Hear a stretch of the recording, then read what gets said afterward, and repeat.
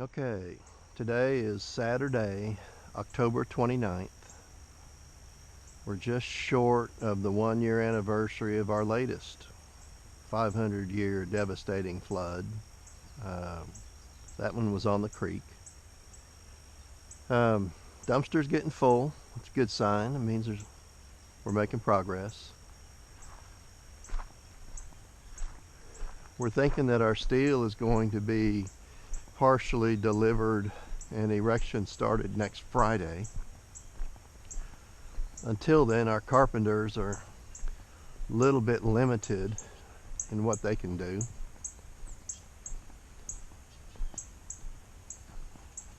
From here, things probably don't look a whole lot different than they did a week ago.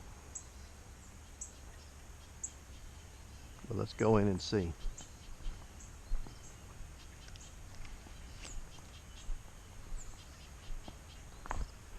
We've made some decisions on our sliding garage door. There'll be more details to work out, but we're getting there.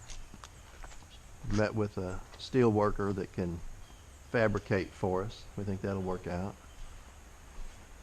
All right, here is the little Land Cruiser garage, or the kayak garage, or the golf cart garage, or the storage area. It's kind of nice to have the space and the versatility. You can see we're going to have plywood finish.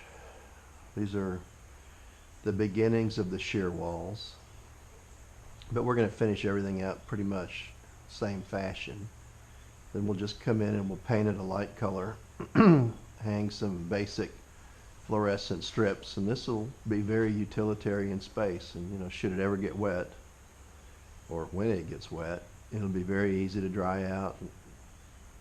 No serious damage to anything, and away we go. The whole purpose of elevating.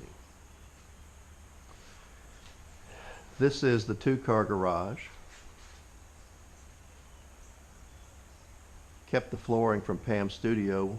It was epoxy down, so it should be okay. We'll patch the tile, which we happen to have some. So it'll be a little bit nicer garage, but same thing, plywood finish. You can see the shear wall in front of us, man door on the right, and we're putting a kind of a barn door on the left, just in case we want to move something larger out to the entertainment area, a cooker, or if the grandkids are looking to put, I don't know, hot tub or anything larger out there.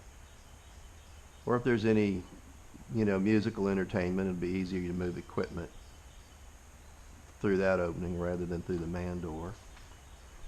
But that'll just be an occasional use.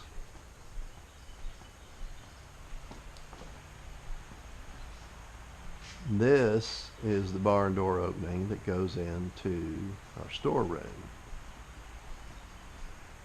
We elected to remove all the interior partitions in the storeroom and to really create as much usable space as possible. There's no point in having it all divided up when it's relatively inexpensive to take out the unnecessary walls. So this is probably 400 feet or so of nice wide open storage.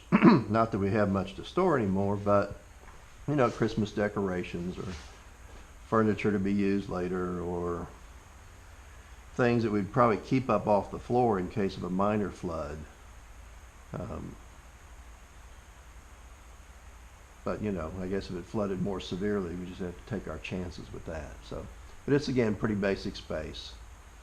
Plywood finish. We're probably, just for the heck of it, going to use a little bit of our roof metal in this area, just because it'll be a little more viewable, visible. We're going to put a window in where the sliding doors are here, make that a little more protected. This room looks pretty bad at the moment, but imagine it being plywood clad throughout. This opening that we see directly in front of us will be closed up and rocked. The second opening here will have an infill of some type, metalwork probably. which will allow see-through into the vestibule, but it's also a flow-through area, so there's no really containment. This opening will be, the bottom will be dropped out to create a doorway. This opening will be closed. This opening will be walled. This opening will receive double doors, so we'll have access out to the entertainment area. The three sections in the corner will receive new windows, and then this will receive a new door. So this room, the garage, and the storeroom are all securable, as will be the vestibule. The vestibule, of course, will secure us from unwanted visitors. The security in the existing structure will just protect our belongings. But the rest of this, if somebody wants to come up and visit the entertainment area where there's going to be really no containment. You can also see that we've begun building the transition strips where the level of the former living floor and the level of the deck, or what used to be an outdoor screen porch, are different. We've begun putting in our transition strips. We've also infilled these kind of odd little voids to just get more continuity of space without all the divots. We've removed all the posts.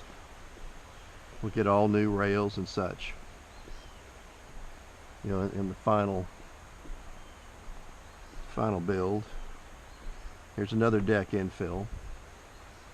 This kind of gives you a pretty good perspective of the entertainment area. What you see is weathered deck, fresh deck, and concrete.